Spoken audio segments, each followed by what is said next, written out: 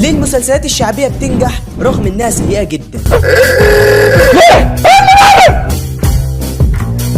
سنة 2014 في ظل وجود جبل الحلال لمحمود عبد العزيز والصياد ليوسف الشريف والعديد من المسلسلات التقيلة، مفيش مسلسل حقق نجاح قد اللي حققه محمد رمضان بمسلسل ابن حلال، واللي لحد دلوقتي مفيش مواطن مصري نسي شخصية حبيشة. وفي 2016 اتعرض القيصر وكان الزعيم عادل امام نازل بمسلسل مأمون وشركائه، ومع ذلك اللي كسر الدنيا مسلسل الأسطورة وبقى من انجح المسلسلات في تاريخ السينما المصرية. طب بجد ليه؟ 2020 كانت قايمة من الافلام العظيمة زي النهاية والاختيار الجزء الاول وبميت وش، وبرضه اللي اخد الاضواء ساعتها وكان ترند مصر كلها مسلسل البرنس. مين فينا ما اتفرجش وما حبش رضوان البرنس وخناقته مع اخواته؟ السنه اللي فاتت بقى خد عندك كان عودة الكبير والمداح وسر الباتع والصفاره وكتير غيرهم من المسلسلات اللي مش شعبيه، وبرضه جعفر العمدة غطى على كل المسلسلات دي وكان عامل قلبان كبير جدا على السوشيال ميديا.